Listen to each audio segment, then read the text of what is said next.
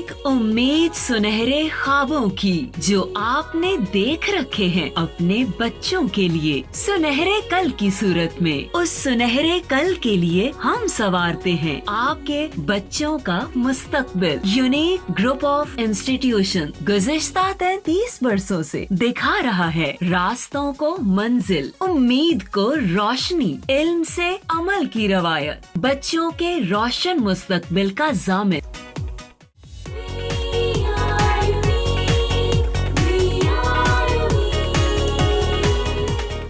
बिस्मिल्लाहिर्रहमानिर्रहीम। अस्सलामु अलैकुम तमाम स्टूडेंट्स।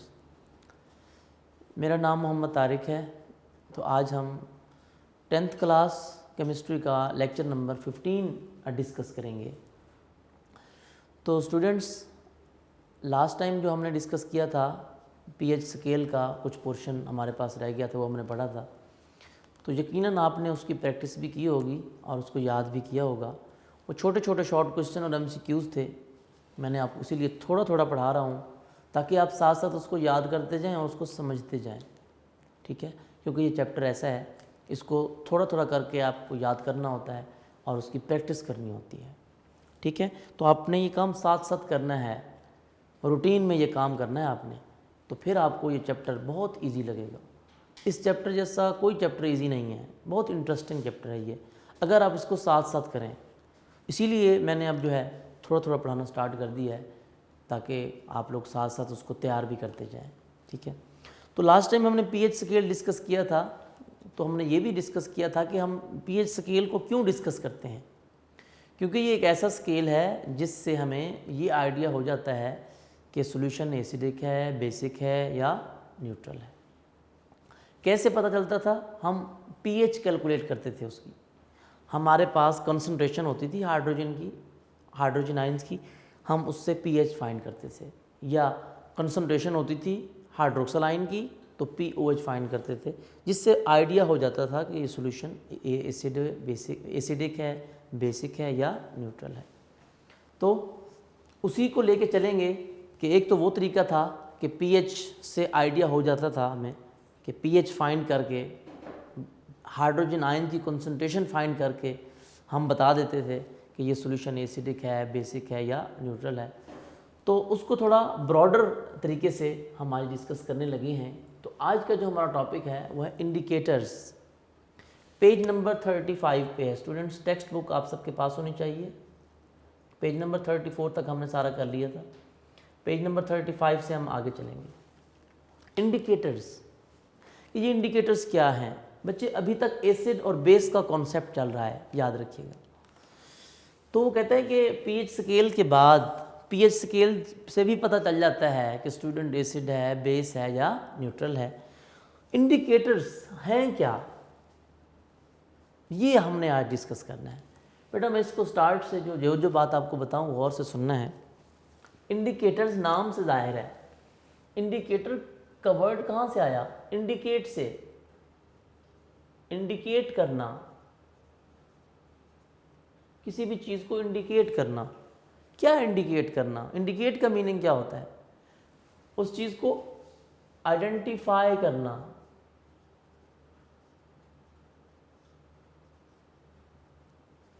इंडिकेट कर देना, बता देना उसको।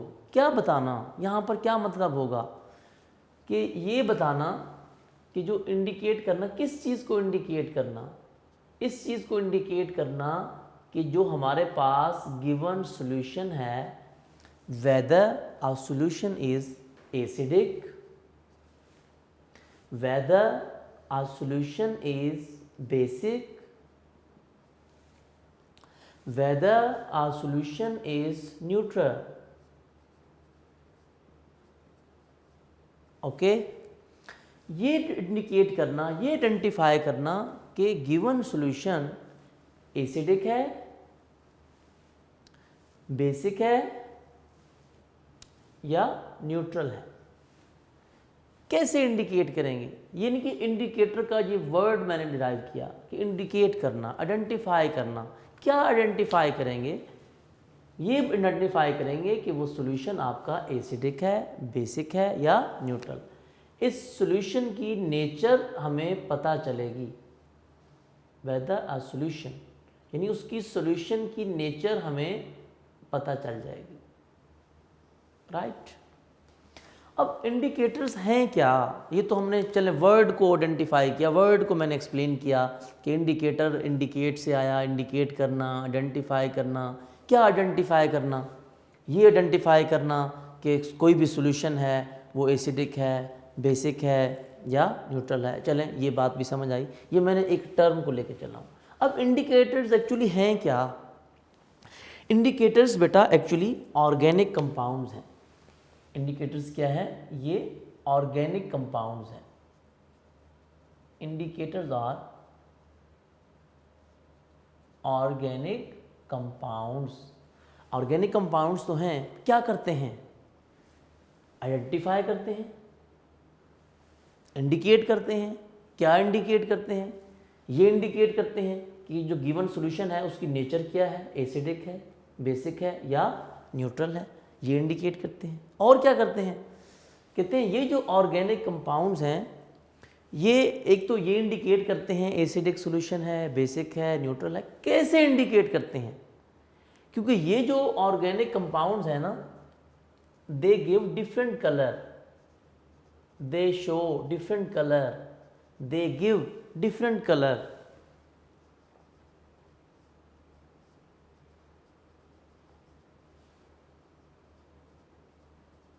different colors in different solutions। लो जी, ये बात क्लियर हो गई। वो कहता है कि ये ऑर्गेनिक कंपाउंड्स हैं, ठीक है, समझ में आ गई। इन ऑर्गेनिक कंपाउंड्स को अगर आप किसी सॉल्यूशन में डालें, सॉल्यूशन में ऐड करें, तो क्या होगा? ये डिफरेंट कलर शो करेंगे, दे गिव डिफरेंट कलर्स, ये कलर प्रोड्यूस करेंगे। जब कलर प्रोड्यूस करेंगे, ठीक है, तो क्या होगा? वो कलर से हमें आइडिया हो जाएगा। हम कलर को देखते हुए जब वो कलर शो करेंगे, जब वो कलर को इंडिकेट करेंगे, हमें पता चल जाता है कि ये जो सॉल्यूशन है, ये कलर है, ये एसिड है, अगर ये कलर है तो बेस है, अगर ये कलर है तो ये न्यूट्रल है। मीन हमें आइडिया हो जाता है कि ये कौन सा कलर प्रोड्यूस करेंगे। यानी हमें ये आइडिया हो जाता है कि जो हमारे पास इंडिकेटर है वो एसिड में कौन सा कलर प्रोड्यूस करेगा, बेस में कौन सा कलर प्रोड्यूस करेगा, न्यूट्रल में कौन सा कलर प्रोड्यूस करेगा। तो उससे हमें आइडिया हो जाता है कि हमारे पास जो सॉल्यूशन है वो एसिडिक है, बेसिक है या न्यूट्रल है, ठीक है। अच्छा, ये जो कलर प्रोड्यूस करते हैं, कलर प्रोड्यूस करते हैं, इसके लिए भी एक चीज़ ज़रूरी है। ये कलर डिफरेंट कलर प्रोड्यूस करते हैं ना इन डिफरेंट सॉल्यूशन। ये जो कलर प्रोड्यूस करते हैं ना, ये कलर भी डिफरेंट पीएच पे डिफरेंट कलर होता है। यानी किसी सॉल्यूशन की पीएच अगर 1 है तो वहाँ पर कलर कुछ और हो सकता है, पीएच 7 है तो वहाँ कलर कुछ और हो सकता है, पीएच 4 है तो वहाँ कलर कुछ और हो सकता है। यानी हर इंडिकेटर अपनी एक स्पेसिफिक पीएच पे अपना स्पेसिफिक कलर प्रोड्यूस करता है। यानी they give different colour and different solution at different pH, at different pH। यानी pH का होना भी जरूरी है। डिफरेंट pH पर डिफरेंट कलर, इसको मैं ऐसे कह सकता हूं, they produce specific colour at specific pH। बेटा हर इंडिकेटर अपने एक स्पेसिफिक pH पे अपना एक स्पेसिफिक कलर शो करेगा, ठीक है। यानी ज़रूरी नहीं कि एसिड कोई चीज़ है, pH जितना मर्जी है कलर सेम आए, नहीं, ऐसा नहीं। एक स्पेसिफिक pH होगी, स्पेसिफिक pH की रेंज होगी कि इतनी रेंज तक इसका कलर ये होगा, इतनी रेंज तक इसका कलर ये होगा। स्पेसिफिक कलर प्रोड्यूस करेंगे एट स्पेसिफिक pH। pH जैसे जैसे वेरी करती जाएगी, कलर भी वैसे वैसे वेरी करता जाएगा, ठीक है। जैसे जैसे pH की वैल्यू चेंज होती जाएगी सॉल्यूशन की, तो कलर भी वैसे वैसे चेंज होता जाएगा। इसीलिए कहा गया है कि जो इंडिकेटर्स हैं ये इंडिकेट तो कर देते हैं, कलर भी इंडिकेट करते हैं अपना, और ये भी इंडिकेट कर देते हैं कि जो गिवन सॉल्यूशन है आपका वो एसिडिक है, बेसिक है या न्यूट्रल है। ठीक है, अब वो कैसे, अब हम इसकी एग्जांपल लेते हैं, बात क्लियर हो जाएगी आपको। ठीक है जी, अब हम बात करते हैं एग्जांपल नंबर 1। फर्स्ट एग्जांपल इसकी डिस्कस करते हैं कि पता कैसे चलेगा, कोई इंडिकेटर ऐसा यूज़ करेंगे अब हम जिससे हमें आइडिया हो जाएगा कि हमारे पास कैसे पता चलेगा कि वो सॉल्यूशन एसिडिक है या बेसिक है या न्यूट्रल। तो बेटा सबसे बेहतरीन एग्जांपल है, एक कॉमन इंडिकेटर है, कॉमन इंडिकेटर, ये एमसीक्यूज भी आता है अक्सर। उस कॉमन इंडिकेटर का नाम है litmus. Litmus is common indicator. Litmus, litmus, अब यहाँ पर इस टर्म को एक्सप्लेन करता हूँ बेटा। वैसे तो आजकल लिटमस पेपर भी है, यहाँ पर जो बात की जा रही है वो लिटमस सॉल्यूशन की बात हो रही है। इसकी बात हो रही है लिटमस सॉल्यूशन की। बेटा जब लिटमस सॉल्यूशन की बात होती है हमारे माइंड में फ़ौरन बात आती है कि ब्लू लिटमस भी होता है, रेड लिटमस भी होता है। लेकिन यहाँ पर एक बात आपको बताता चलूँ, यहाँ पर आपकी बुक में जो बात की गई है ना, वो लिटमस सॉल्यूशन की बात की गई है। ये जो लिटमस सॉल्यूशन ओरिजिनल होता है ना, उसकी बात की गई है, ना ब्लू लिटमस की बात की गई है, ना रेड लिटमस की बात की गई है। ये लिटमस सॉल्यूशन स्टार्ट में first time in the history ये क्या था, लिटमस सॉल्यूशन था। ब्लू लिटमस और रेड लिटमस बाद में बना था, पहले लिटमस सॉल्यूशन था।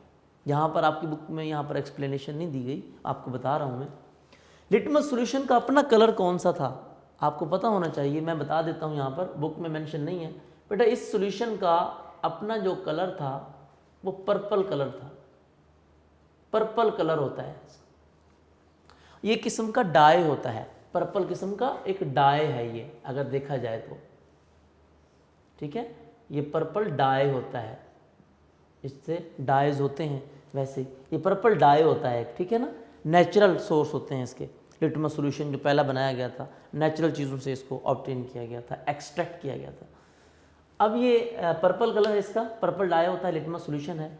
अब वो कहता है आपके पास एसिड भी रखा हुआ है, बेस भी रखा हुआ है, दो चीज़ें रखी हुई हैं, लेकिन आपको पता नहीं है कि इसमें एसिड कौन सा है और इसमें से बेस कौन सा है। दो चीज़ें हैं, दोनों कलरलेस हैं, सॉल्यूशन बना के रख दिए, आपको नहीं पता एसिड कौन सा है इनमें से और बेस कौन सा है। वो कहते हैं अब आपने क्या करना है, लिटमस सॉल्यूशन यूज़ करना है। आपने 1 से 2 ड्रॉप लिटमस के ऐड करने हैं। कैसे? वो कहते हैं जैसे ही लिटमस आप ऐड करेंगे, आपका जो सॉल्यूशन था वो सारा का सारा एसिड में, अगर आप इसके कुछ ड्रॉप या इसकी कुछ क्वांटिटी ऐड करें, तो जो आपका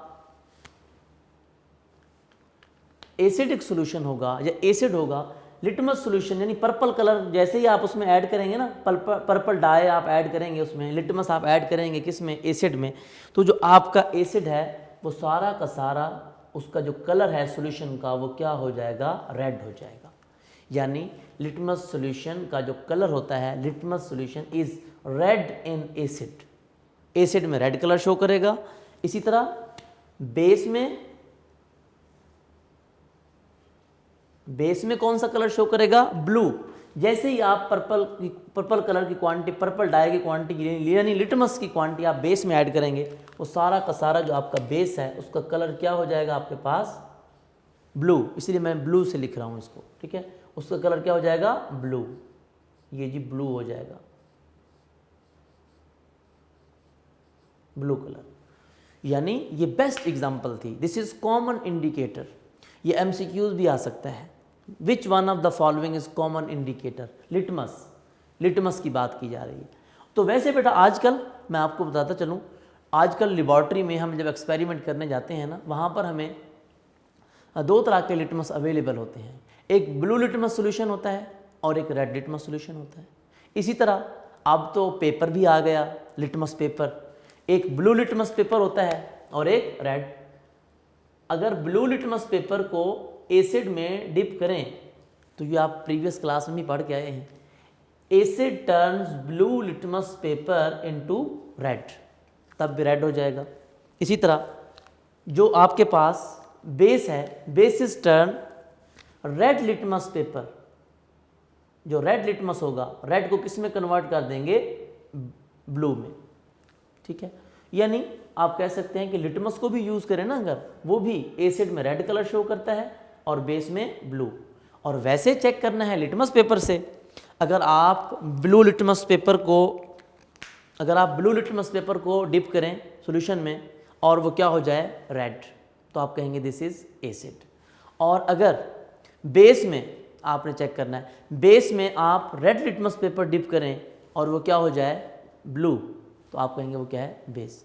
खैर यहाँ पर सिंपल सी बात आपने करनी है, जैसे लिखी हुई है आपकी बुक में, आपने बताना है कि litmus is a common indicator, ठीक है। क्यों कॉमन क्यों कहा, क्योंकि ये सबसे ज़्यादा यूज़ होता है, इसकी एप्लीकेशन ज़्यादा हैं और कन्वीनियंट मेथड है एक, ठीक है।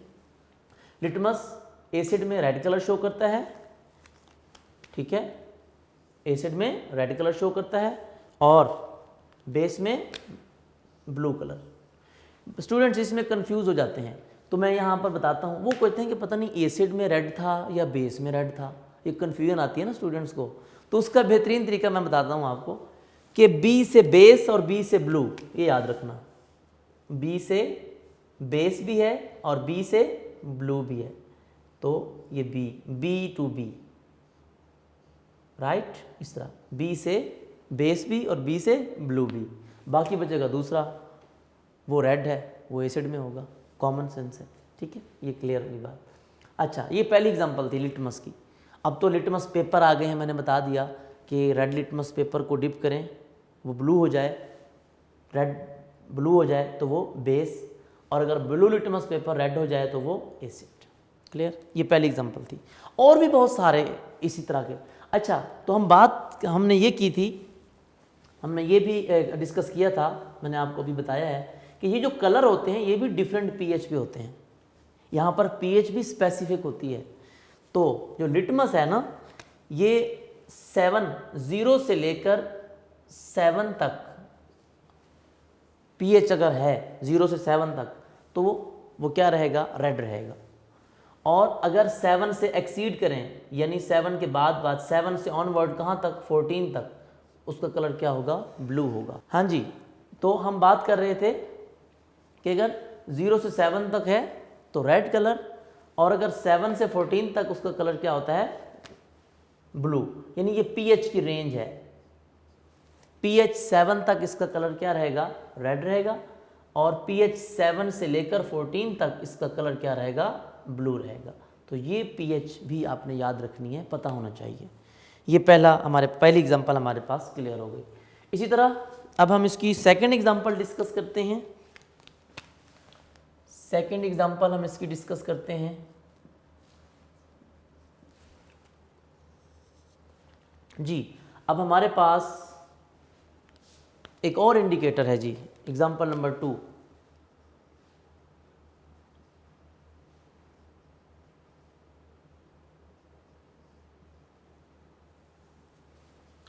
दूसरा जी इंडिकेटर हमारे पास है, लेबॉर्ट्री में हम एक्सपेरिमेंट भी करेंगे, जब हम प्रैक्टिकल्स वगैरह उसमें भी इसको यूज़ करेंगे। बहुत ही अच्छा इंडिकेटर है, उसका नेम है फिनोल्फ्थालीन।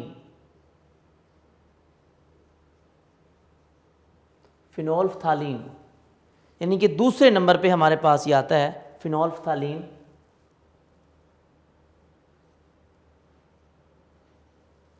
बेटा इसको लिखते फिनोल्फ्थालीन है, पढ़ते इसको फिनोल्फ्थालीन है।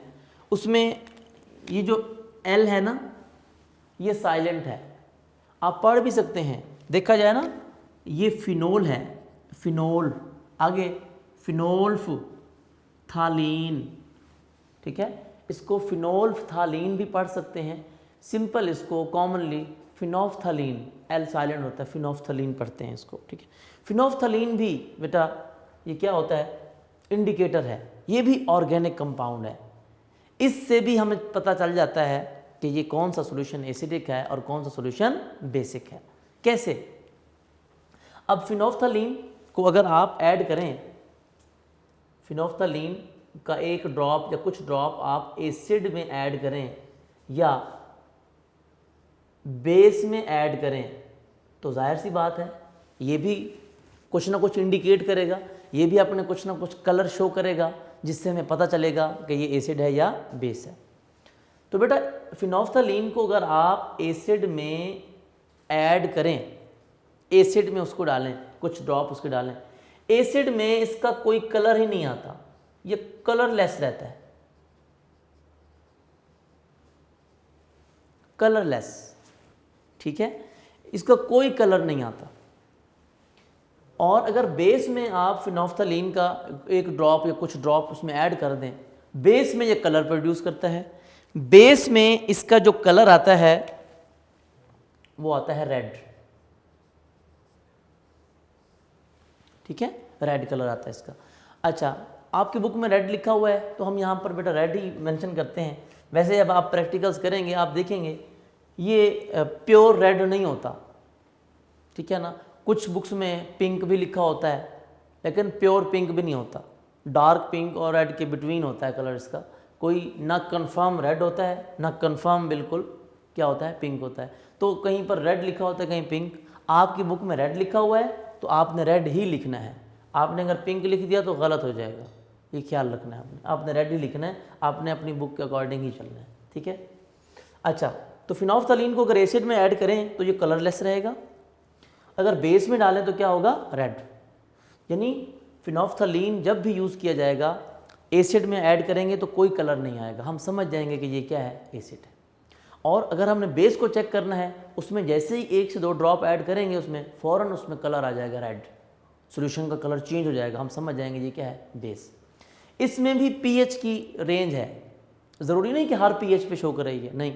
इसकी रेंज क्या है कि जो कलरलेस अपना शो करता है वो कहाँ तक है रेंज इसकी, 0 से लेकर 9 तक, 0 से लेकर 9 तक पीएच अगर है तो ये कलरलेस रहेगा।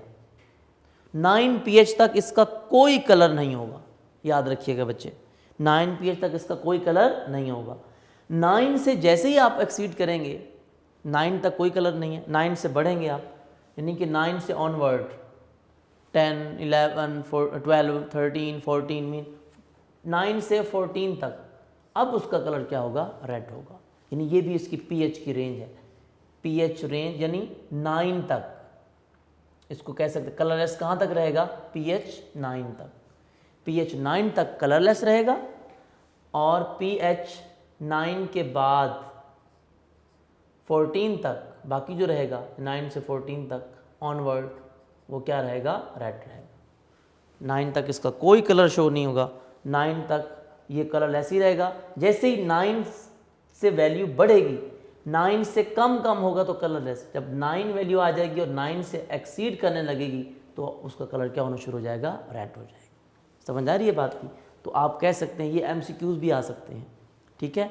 एमसीक्यूज़ कैसे आ सकते हैं कि इसका कलर एसिड में आमतौर पर क्या होता है, कलरलेस, कोई कलर नहीं होता, लेकिन जैसे ही उसकी पीएच की वैल्यू 9 से एक्सीड करती है या 9 तक पहुंचती है, 9 के बाद तो आप कहते हैं कि उसका कलर क्या हो जाएगा, रेड।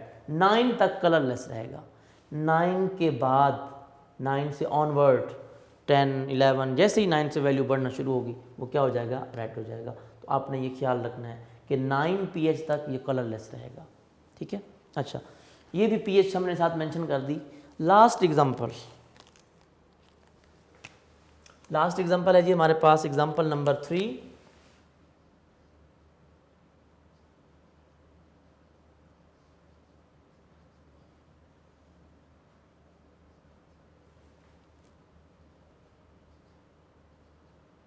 जी, अब एग्जांपल नंबर 3 में एक थर्ड हम जो है लेके आएंगे इंडिकेटर, एक और इंडिकेटर डिस्कस करेंगे। वो इंडिकेटर क्या है, उसका नाम क्या है जी हमारे पास, उसका नाम है मिथाइल ऑरेंज।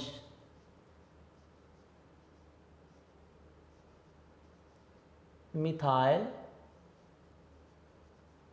ऑरेंज,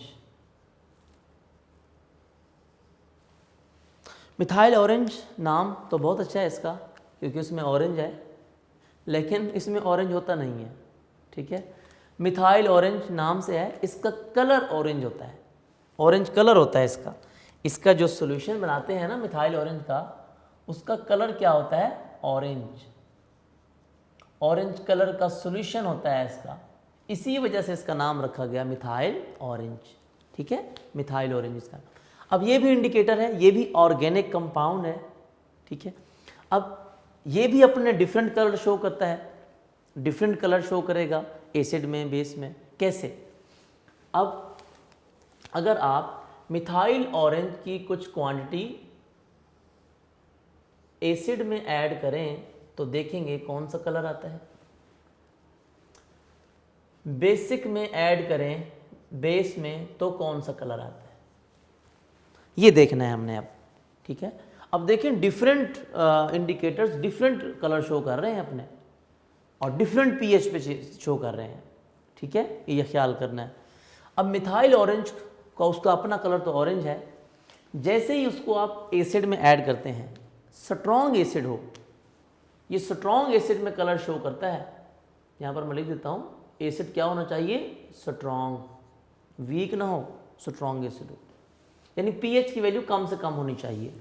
ठीक है, अच्छा, अब मिथाइल ऑरेंज जैसे ही आप इसमें ऐड करेंगे, जैसे ही इसमें बेटा आप 1 से 2 ड्रॉप ऑरेंज कलर के यानी मिथाइल ऑरेंज के ऐड करते हैं, तो ये क्या हो जाता है? इसका कलर हो जाता है, एसिड टर्न्स इनटू रेड। सारा का सारा सॉल्यूशन का कलर क्या हो जाता है? रेड। उसके बाद जब आप बेस में ऐड करते हैं, बेस में, बेसिक सॉल्यूशन में, अल्कलीज में, जैसे ही आप मिथाइल ऑरेंज के कुछ ड्रॉप ऐड करते हैं तो उसका बेटा कलर हो जाता है येलो। बेस का सारा जो कलर है वो क्या हो जाता है? येलो। यानी देखिए मिथाइल ऑरेंज एसिड में कोई और कलर शो कर रहा है और बेस में कोई और कलर शो कर रहा है। एसिड में यानी स्ट्रॉन्ग एसिड में उसका कलर रेड है और बेस में कलर उसका क्या है? येलो है। अब ये भी देखना होगा कि किस पीएच तक उसका कलर रेड रहता है और किस पीएच से कहाँ तक उसका कलर येलो रहता है। ठीक है, अब यहाँ पर हम बात करेंगे। तो जब इसकी पीएच की वैल्यू देखी गई जी, अब इसकी ये जो रेड कलर शो करता है ना, उसकी पीएच की रेंज होती है बेटा 0 से लेकर 4 तक, यानी पीएच 4 तक उसका कलर क्या रहेगा? रेड रहेगा। 4 से ऑनवर्ड जैसे ही हम बढ़ेंगे, यानी पीएच की रेंज 4 से बढ़ेगी, 4 से ऑनवर्ड 14 तक, यानी 4 के बाद क्या आएगा? 5। तो आप यहाँ पर 4 लिखें या ना लिखें, क्योंकि 4 तक वही कलर है, 4 से ऑनवर्ड तो यहाँ पर बेशक 5 लिख लें आप। ठीक है, 4.1 भी आ जाए तो भी, तो आप कहेंगे कि 5 से ऑनवर्ड। जैसे यहाँ पर मैंने लिखा था 0 से 9 तक, 9 से के बाद बेशक आप यहाँ पर 10 भी लिख सकते थे, यानी 9 से ऑनवर्ड मैंने बोल दिया था, समझा दिया था कि वैल्यू 9 से जैसे ही एक्सीड करेगी ना, उसके बाद कलर चेंज होना स्टार्ट हो जाएगा। यानी आप कह सकते हैं कि pH 4 तक इसका कलर रेड रहता है और बाकी रेंज जितनी बचती है सारी की सारी 4 से ऑनवर्ड वो सारे के सारे कलर क्या करता है? येलो शो करता है। तो देखा जाए तो ये सिर्फ स्ट्रॉन्ग एसिड में रेड शो कर रहा है। ठीक है, 4 pH तक। 4 pH के अलावा बाकी सारा कलर क्या है? उसका येलो है। तो बेटा हमने देखा, इसमें नोट किया कि इंडिकेटर्स क्या इंडिकेट कर रहे थे, क्या आइडेंटिफाई कर रहे थे। पहली बात तो ये है कि वो अपने डिफरेंट कलर शो कर रहे थे। Different indicators have different colours, each indicator has specific colour at specific pH value. Her indicator की अपनी देखा जाए तो एक वर्थ है। यहाँ पे लिटमस को हमने देखा तो 7 pH तक उसका कलर कुछ और था, 7 के बाद ऑनवर्ड 8, 9, 10 देखा जाए तो 7 के बाद वो क्या है? यहाँ पर मैं लिख देता हूँ 7 के बाद 8 से 14 तक ब्लू है। ये लिटमस की बात थी। फिनोफ्थलीन पे आ गए। फिनोफ्थलीन ने क्या किया? एसिड में उसका कोई कलर ही नहीं था, कलरलेस था। ठीक है, 9 pH तक उसका कोई कलर नहीं आता, 9 के बाद ही कलर आता है। 9 के बाद 10 से 14 तक उसका कलर आता है। वो कौन सा कलर शो करता है बेस में? रेड। ये MCQs आते हैं। वो पूछते हैं MCQs कैसे बना लेंगे, ऐसे बनाएंगे कि the colour of phenolphthalein in base is red at pH value. अब pH वैल्यू पूछ सकता है, क्या बताएंगे आप, यानी कि आप लिखेंगे अबव 9 से अबव क्या होता है 10 से 14 तक, ये MCQs आ सकता है। या what is the colour of phenolphthalein in acid, नीचे ऑप्शन होंगे, कौन कौन से ऑप्शन होंगे, ब्लू, रेड, येलो, और चौथा ऑप्शन होगा कलरलेस, या ब्रैकेट में लिखा होता है नो कलर। यहाँ भी बच्चे कंफ्यूज होते हैं बेटा, कलरलेस के साथ साम टाइम वो कलरलेस की टर्म यूज़ नहीं करता, वो ये लिख देता है नो कलर। तो यहाँ पर स्टूडेंट कंफ्यूज हो जाते हैं, कहते हैं सर कलरलेस का तो ऑप्शन ही नहीं था। तो बेटा नो कलर का मीनिंग भी तो यही होता है ना, कलरलेस, तो ये भी आपने ख्याल करना होता है, राइट। अब तीसरा हमने पढ़ा मिथाइल ऑरेंज। अब मिथाइल ऑरेंज में बता दिया मैंने इसको ऑरेंज क्यों कहा, इसमें ऑरेंज, इस सॉल्यूशन का कलर, इस इंडिकेटर का अपना कलर ही ऑरेंज होता है। एसिड में, स्ट्रॉन्ग एसिड में ये रेड कलर शो करता है, जैसे ही 1 ड्रॉप 2 ड्रॉप ऐड करें वो सारा सॉल्यूशन क्या हो जाता है, रेड। और बेस में उसका कलर क्या होता है, येलो। यानी जिस सॉल्यूशन की pH 4 तक है, 4 तक तो ये रेड शो करेगा, अगर pH वैल्यू 4 से ज़्यादा है तो ये अपना कलर चेंज करके किस में कन्वर्ट हो जाएगा, येलो में। तो बेटा ये हमारा आज का टॉपिक था। तो आप अगर इसको देखें पेज नंबर 35 वहाँ पर मैंने आपको डिस्कस कर दिया।